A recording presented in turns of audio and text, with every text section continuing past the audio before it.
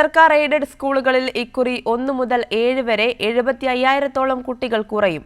Division fall ഉണ്ടായാൽ സംസ്ഥാനത്തെ 3000-ലധികം അധ്യാപക തസ്തിക നഷ്ടപ്പെടും. ഒടുവിലത്തെ UDF സർക്കാർ അധികാരമൊഴിയുമ്പോൾ 4,918 അധ്യാപകർക്ക് തസ്തിക നഷ്ടപ്പെട്ടിരുന്നു. കഴിഞ്ഞ 10 വർഷത്തെ 1-2 പിണറായി സർക്കാരുകൾ ഉമ്മൻചാണ്ടി സർക്കാർ അനാഥരാക്കിയ 4,918 അധ്യാപകരെ പുനർവിന്യസിച്ചു എന്ന് മാത്രമല്ല 37,000-ലധികം അധ്യാപകർക്ക് PSC വഴി നിയമനവും നൽകി പൊതുവിദ്യാഭ്യാസ മേഖലയെ ശക്തിപ്പെടുത്തി. ഒടുവിൽ നിയമനം ലഭിച്ചവർ ജൂൺ 1 തന്നെ സർവീസിൽ പ്രവേശിക്കും. 11 ലക്ഷം വിദ്യാർത്ഥികളെ പൊതുവിദ്യാഭ്യാസ മേഖലയിൽ എത്തിച്ച് സർക്കാർ എയ്ഡഡ് സ്കൂളുകൾ അടച്ചുപൂട്ടുന്നതിന് പകരം ശക്തിപ്പെടുത്തുകയായിരുന്നു. പുതിയ അധ്യയന വർഷത്തിൽ 1 മുതൽ 7-ാം ക്ലാസ് വരെ സർക്കാർ എയ്ഡഡ് സ്കൂളുകളിൽ ഇക്കുറി 75,000 കുട്ടികൾ കുറയുമെന്നാണ് സൂചന.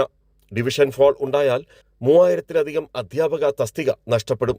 ഈ അധ്യയന വർഷം 1 മുതൽ 7-ാം ക്ലാസ് വരെയുള്ള അഡ്മിഷൻ നോക്കുമ്പം 75,000 കുട്ടികളാണ് കുറവ് വരുന്നത്. അങ്ങനെയാണെങ്കിൽ 10,000-ഓളം അധ്യാപകർ തസ്തികയില്ലാതെ പുറത്തു പോകേണ്ടി വരും. മുൻ സർക്കാർ ചെയ്തതുപോലെ അധ്യാപകരെ സംരക്ഷിക്കുന്ന ഒരു നിലപാട് എടുത്തില്ലെങ്കിൽ അധ്യാപകരുടെ കൊഴിഞ്ഞുപോക്ക് ഈ അധ്യയന വർഷവും ഉണ്ടാകുന്നത്. അത് ഈ സർക്കാർ ആ അധ്യാപകരെ അല്ലെങ്കിൽ കഴിഞ്ഞ സർക്കാർ ചെയ്തിട്ടുള്ളതുപോലെ തന്നെ അധ്യാപകരെ സംരക്ഷിക്കാനും അവരെ നിലനിർത്താനും കുട്ടികൾക്ക് വേണ്ടുന്ന പുരോഗമനമായിട്ടുള്ള പ്രവർത്തനങ്ങൾ ഏറ്റെടുത്ത് കൊടുക്കുന്നതിനൊക്കെ കഴിയുമെങ്കിൽ മാത്രമേ നമുക്ക് പൊതുവിദ്യാഭ്യാസം മുന്നോട്ട് കൊണ്ടുപോകാൻ കഴിയുകയുള്ളൂ. കോവിഡിന് ശേഷം 2018-2019 അധ്യയന വർഷങ്ങളിൽ സർക്കാർ സ്കൂളുകളിൽ കുട്ടികളുടെ എണ്ണത്തിൽ വൻ വർധനവ് രേഖപ്പെടുത്തിയിരുന്നു.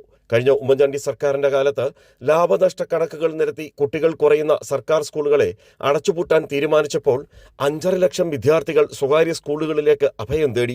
ഈ അവസ്ഥയിൽ നിന്നാണ് പൊതുവിദ്യാഭ്യാസ മേഖലയെയും അധ്യാപകരുടെ തസ്തികയും നഷ്ടപ്പെടാതെ കഴിഞ്ഞ 10 വർഷം ഇടതുപക്ഷ സർക്കാരുകൾ സംരക്ഷിച്ചത്. ഈ മനോഹരമായ ക്യാപ്പുകളൊക്കെ കണ്ടില്ലേ? ഇതുപോലത്തെ ക്യാപ്പുകളൊക്കെ ഒരുക്കിയിട്ട് നമ്മുടെ ടീച്ചർമാർ ഈ സർക്കാർ എയ്ഡഡ് സ്കൂളുകളിലെല്ലാം ഇതുപോലെ നവാഗതരായ വിദ്യാർത്ഥികളെ ക്ഷണിക്കുകയാണ്. പക്ഷെ അതേസമയം ഇക്കുറി 75,000-ഓളം വിദ്യാർത്ഥികൾ കുറയുമെന്നാണ് കണക്ക് പൊതുവിദ്യാഭ്യാസ രംഗത്ത്. അങ്ങനെയാണെങ്കിൽ 3000-ലധികം തസ്തിക അധ്യാപകർക്ക് നഷ്ടപ്പെടും. അത് വലിയൊരു ആശങ്ക ഉണ്ടാക്കുന്നതാണ്. അതെങ്ങനെ VD സതീശൻ സർക്കാർ പരിഹരിക്കുമെന്നാണ് എല്ലാവരും കാത്തിരിക്കുന്നത്. ക്യാമറാമാൻ രാഹുൽ ചന്ദ്രനൊപ്പം രാജ്കുമാർ.